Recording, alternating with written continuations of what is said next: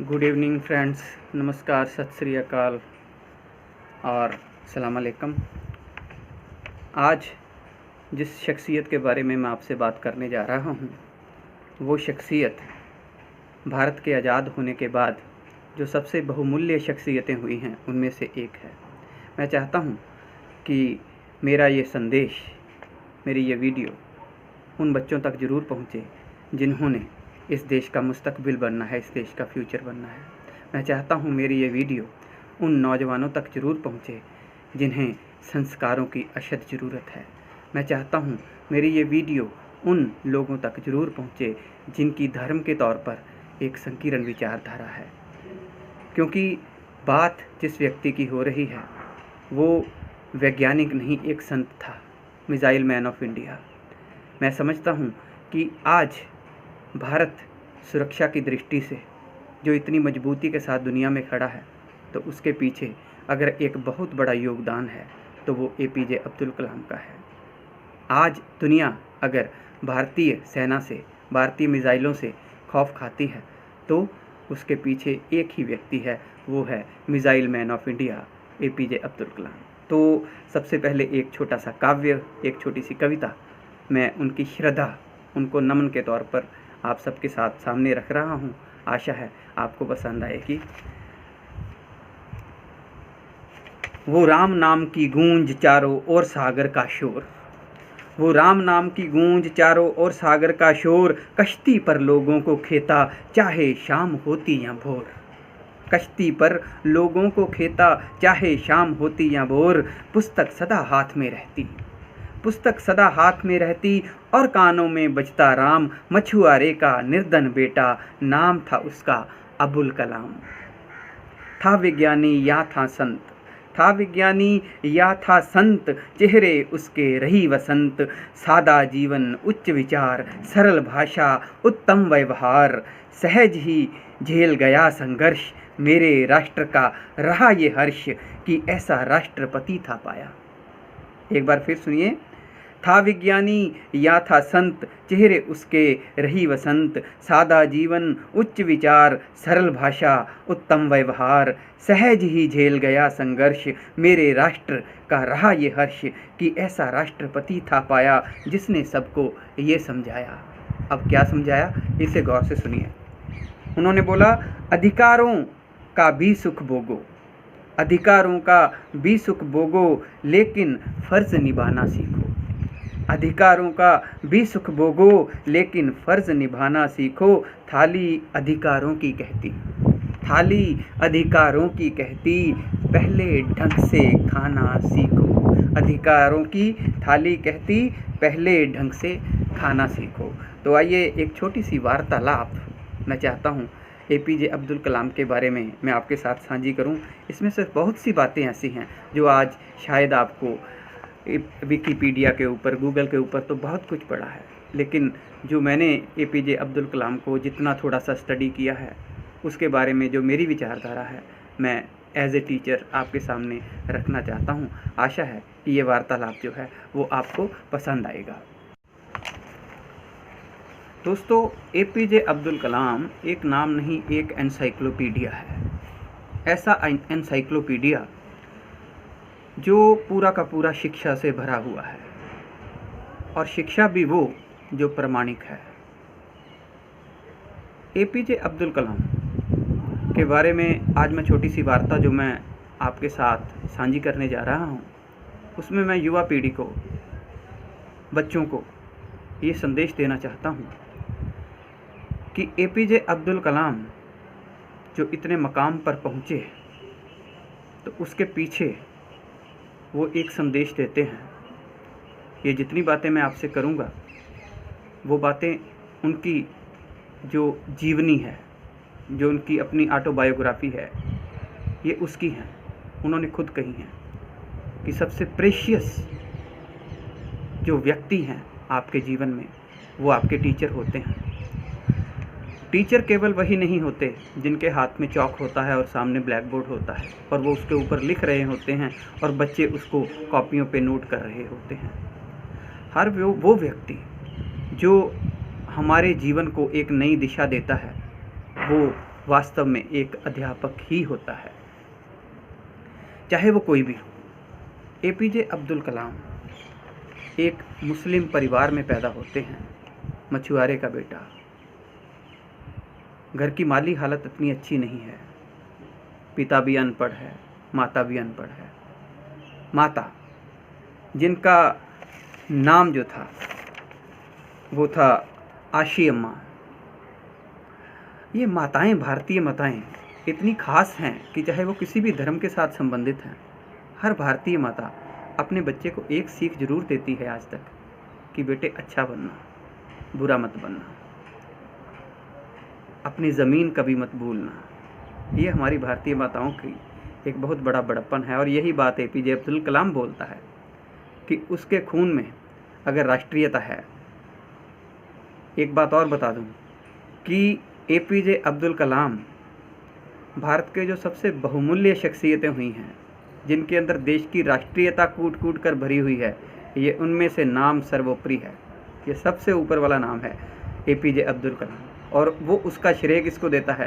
अपनी माँ को देता है, अपनी माता को देता है, आशी अम्मा को। पिता ज़्यादा पढ़ा लिखा नहीं है, शायद अनपढ़ ही हो, लेकिन वो अपने पिता की अथाह इज्जत करता है। वो कहता है मेरे पिता अनपढ़ तो थे, लेकिन उनके पास हर कठिन से कठिन समस्या का तुरंत समाधान होता था और उन्हें ईश्वर पर अगाध विश्वास था। एपीजे अब्दुल कलाम एक ऐसे शहर में, एक ऐसे कस्बे में पैदा हुआ था जहां हमेशा राम नाम की गूंज लगी रहती थी। रामेश्वरम मंदिर तक कश्ती में बिठाकर जो यात्री आते थे, श्रद्धालु आते थे, उनको मंदिर तक छोड़ना, ये काम भी इसने किया। एक हाथ में किताब, चाहे वो साइंस की, चाहे वो लैंग्वेज की, और दूसरे हाथ में अगर चप्पू होगा तो देखिए वो सीन कितना विहंगम होगा कि कैसे एक बच्चा जो है वो ईश्वर का वरदान लेते हुए, ईश्वर के नाद के साथ जुड़ते हुए नदी के इस पार जा रहा है और उस पार जा रहा है। तो एपीजे अब्दुल कलाम जो दूसरे व्यक्ति का नाम लेते हैं अपने जीवन में, शमसुद्दीन इनका चचेरा भाई, कहते हैं ये शमसुद्दीन जो था, इन्होंने मेरे जीवन की सबसे पहली रोज़ी मुझे दी थी।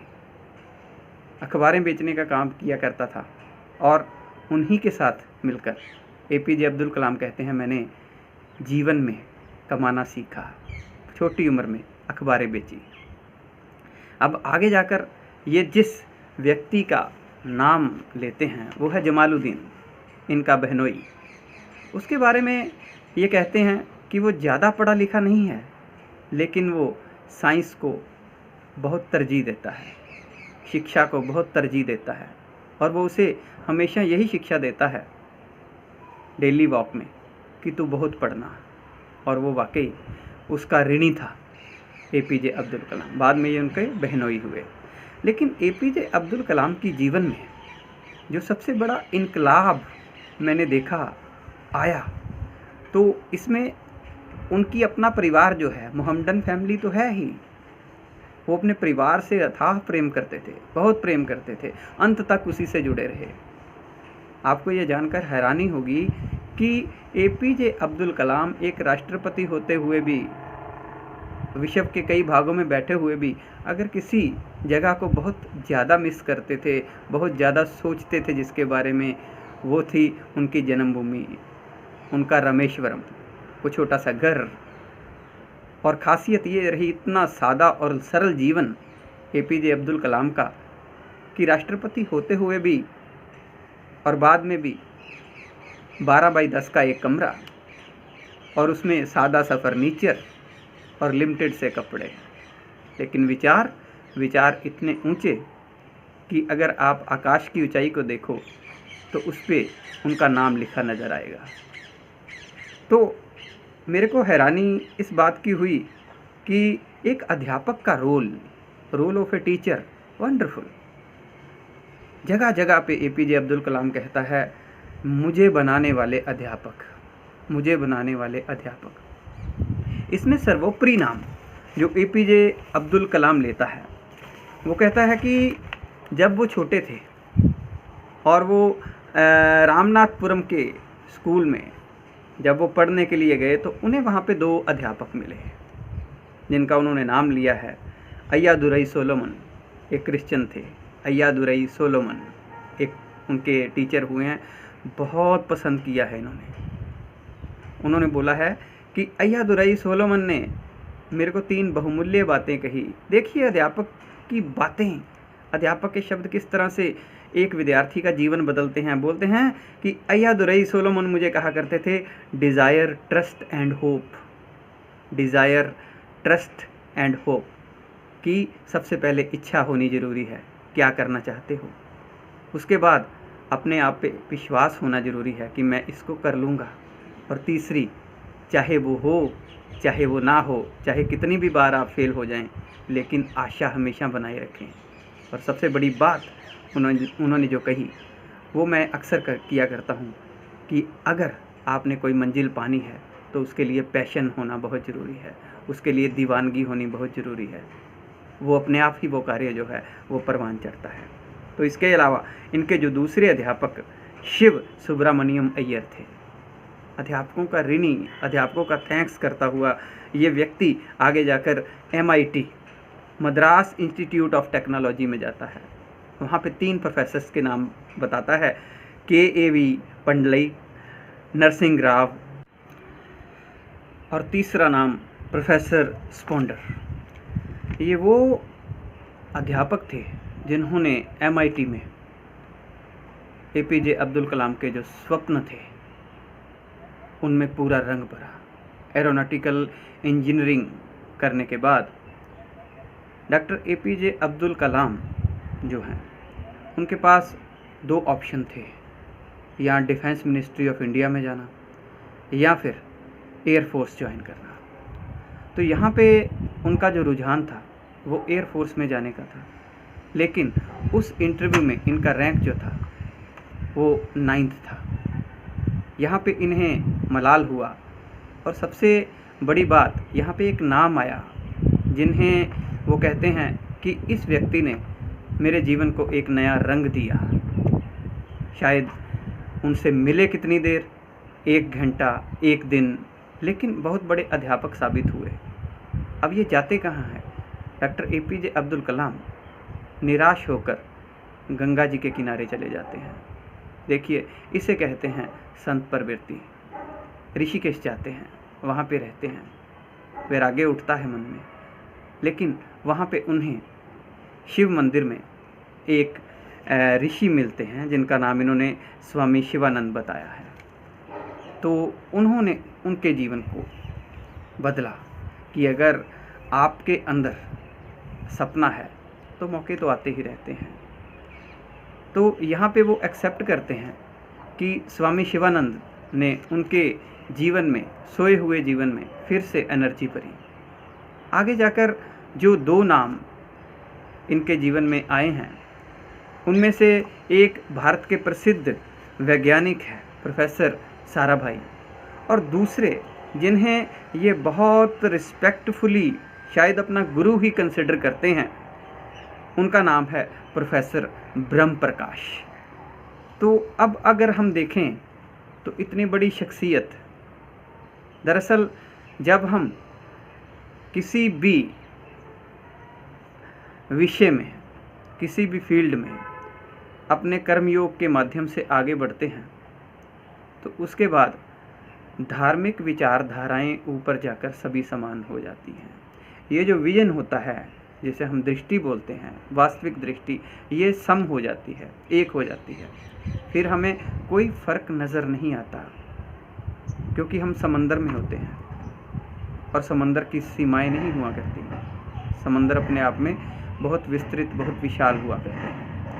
तो APJ अब्दुल कलाम जो हैं, वो उनका जो जीवन है, हम देखते हैं कि आज अगर भारत विश्व में एक विशिष्ट पहचान रखता है सुरक्षा की दृष्टि से, हमारे पास मिसाइल्स जो हैं, अग्नि है, पृथ्वी है, आकाश है, नाग है, त्रिशूल है, इन सभी के निर्माता APJ अब्दुल कलाम। उनका धर्म क्या था? अगर धर्म ही देखते हो तो वो इस्लाम था। लेकिन ये संत तबीयत व्यक्ति,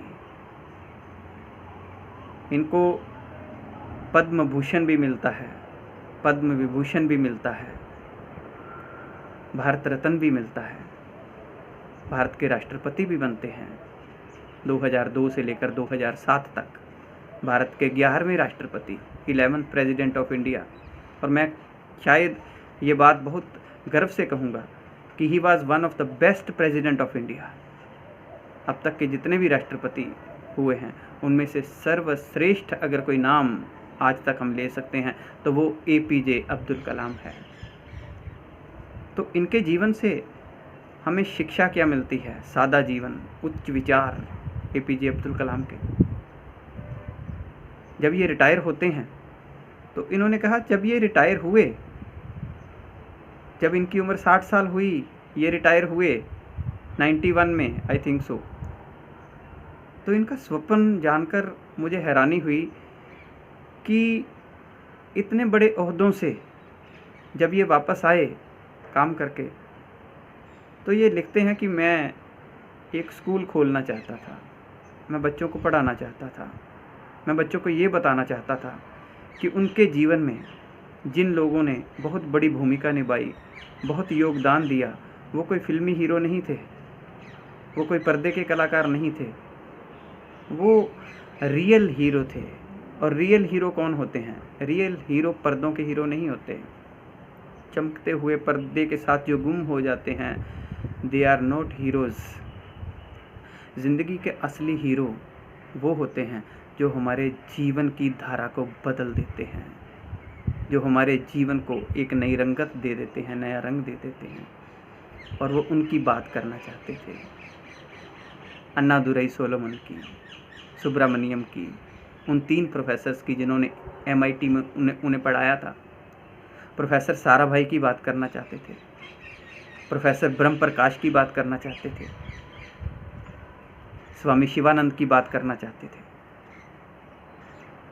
और सबसे बड़ी बात यह है कि हम सभी को ये जानकर हैरानी होनी चाहिए कि वो जब भी कहीं जाते थे, किसी भी शहर में एज ए प्रेसिडेंट भी जाते थे, तो उनका एक सेशन जो था वो विद्यार्थियों के साथ होता था। इससे पता चलता है कि उस व्यक्ति के अंदर एक बहुत उच्च कोटि का अध्यापक बैठा हुआ था। और वाकई उनका अंत भी जो हुआ वो भी एक लेक्चर स्टैंड के ऊपर हुआ कि वो जब अटेंड कर रहे थे विद्यार्थियों की एक सभा को, जो इनका लास्ट हुआ, विद्यार्थियों की सभा को अटेंड कर रहे थे 27 जुलाई 2015 को, तो वहीं पे इन्हें कार्डियक अरेस्ट हुआ। तो एक संत का जो अंत है वो भी कितना सुहाना है कि वो चाहता था कि मेरे सामने भारत का मुस्तकबिल हो, मेरे सामने प्रॉब्लम क्रिएटर ना हो, मुश्किलें पैदा करने वाले लोग ना हों, ऊंचे ऊंचे ओहदों वाले लोग ना हों, ऊंचे रसूख वाले लोग ना हों। वो अपने सामने हमेशा भारत की भावी पीढ़ी को देखना चाहता था, छोटे छोटे बच्चों के रूप में, विद्यार्थियों के रूप में। और उन्हीं के सामने मुखातिब होते हुए APJ अब्दुल कलाम ने आखिरी सांस ली थी। और हम सभी भारतीयों को गर्व होना चाहिए कि हमारे पास एक ऐसी बहुमूल्य प्रतिभा है या थी जिसका चिंतन हम सभी धर्मों से ऊपर उठकर अपने बच्चों को, भावी पीढ़ी को दे सकते हैं। और हमारी भावी पीढ़ी, हमारे युवा जो कि संस्कारों से दूर होते जा रहे हैं, उन्हें पता चले कि परिवार क्या होता है। वो कितना प्यार करते थे अपने परिवार को, कितना प्यार करते थे वो अपनी मातृभूमि को, कितना प्यार करते थे वो अपने उस घर को जहाँ पे उसका बचपन बीता। सब कुछ होते हुए भी केवल 10 बाई 12 के कमरे में उन्होंने अपना जीवन बसर किया। लेकिन उनकी जो उड़ान थी वो अब भी ख़त्म थोड़ी हुई है। अब भी अगर भारत की मिसाइलें चलती हैं और दुश्मन उनसे थर थर काँपते हैं, तो उनमें एक ही अक्स है, वो है APJ अब्दुल कलाम का। तो इस संत को कोटि कोटि प्रणाम। मुझे आशा है कि ये छोटी सी वार्तालाप शायद थोड़ी बड़ी लगेगी आपको कि 15-20 मिनट हो गए। ये वार्तालाप आपको पसंद आई होगी। बच्चों को ज़रूर सुनाएं, भावी पीढ़ी ज़रूर सुने कि हम अपने सपनों को पूरा कर सकते हैं। केवल संयम होना चाहिए, संस्कार होने चाहिए और ज़िंदगी में हमेशा अपनी माता की, अपनी मातृभूमि की, अपने पिता की, अपने सर्वश्रेष्ठ दोस्तों की और सबसे बड़ी बात अपने अध्यापकों की कद्र करना सीखें। जो संदेश हमें APJ अब्दुल कलाम ने दिया है, he was not a simple man, he was a greatest saint. जगह जगह पे एक बात को वो शुक्राना कर रहा है। हम कभी मानते हैं कि विज्ञान ही सब कुछ है, लेकिन भारत का सर्वश्रेष्ठ वैज्ञानिक शरेआम एक बात की घोषणा कर रहा है कि विज्ञान जो है वो सिर्फ उस विधाता का, उस परमात्मा का, उस अध्यात्म का एक छोटा सा हिस्सा है। और मैं उसका शुक्रगुजार हूँ कि उसने मेरे को ये मौका दिया, ये बुद्धि दी। और सबसे ज़्यादा वो शुक्रगुजार अपने पिता का होता है, अपनी माता का होता है, जिन्होंने उन्हें ऊंचे संस्कार दिए। घर की देहरी के अंदर, घर की चारदीवारी के अंदर भी और उस मस्जिद के अंदर भी जहाँ पे कि वो अजान बोला करते थे। उस रामेश्वरम के मंदिर को भी कोटि कोटि प्रणाम करते थे। यहाँ के जो मंत्र उच्चारण था उनके कानों में पड़ता था और वो उसे सुना करते थे। तो हमें आज इस बात का चिंतन जरूर करना चाहिए कि विज्ञान वो हमारी सभी जितने सुख हैं उसका एक कारण तो है, लेकिन उसके पीछे जो सत्ता है, जिसने हमें बुद्धि दी, वो सर्वश्रेष्ठ है। तो मुझे आशा है कि मेरी आज ये छोटी सी वार्तालाप आपको पसंद आई होगी। अगर इसमें से कुछ बुरा लगा हो, कुछ कमी लगी हो, तो आप बेधड़क मुझसे अपने विचार जो हैं वो साझे कर सकते हैं। आप सबका बहुत बहुत शुक्रिया।